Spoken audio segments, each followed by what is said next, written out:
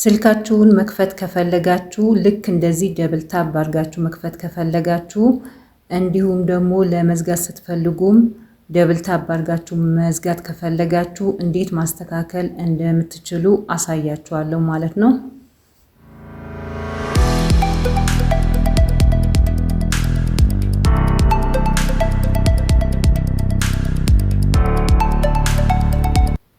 ይሄንን የምናስተካክለው ሴቲንግ ውስጥ ገብተን ነው የምናስተካክለው። ስለዚህ ሴቲንግ ውስጥ እንግባ።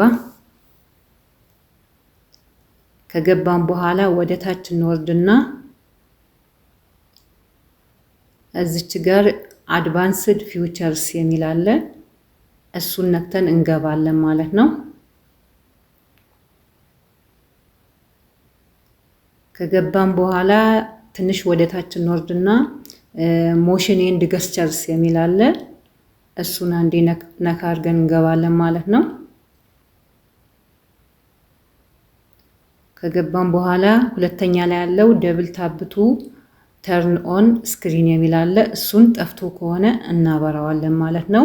ሶስተኛ ላይ ያለው ደብል ታፕ ቱ ተርን ኦፍ ስክሪን የሚል አለ። እሱንም ጠፍቶ ከሆነ እናበራዋለን ማለት ነው። ስለዚህ ሁለቱን ከበሩ ስንዘጋም ስንከፍትም ደብል ታፕ አድርገን መክፈት እንችላለን ማለት ነው።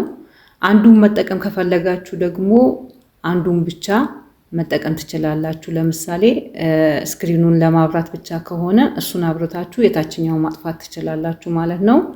ስክሪኑን ለማጥፋት ብቻ ከሆነ የታችኛዋን ተርን ኦፍ የምትለዋን እናበራትና ያኛውን እናጠፋለን ማለት ነው። ስለዚህ እንደዚህ አድርገን መጠቀም እንችላለን ማለት ነው።